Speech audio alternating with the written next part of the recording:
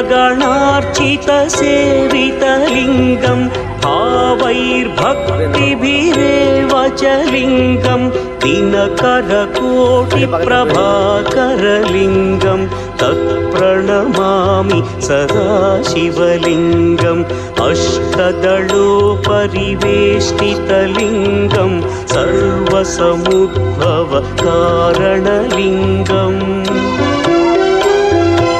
अष्टदरिद्र्यविनाशनलिङ्गं तत्प्रणमामि सदा शिवलिङ्गम्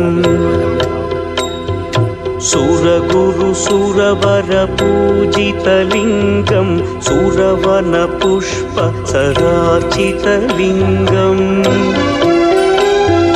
परमपदं परमात्मकलिङ्गं तत्प्रणमामि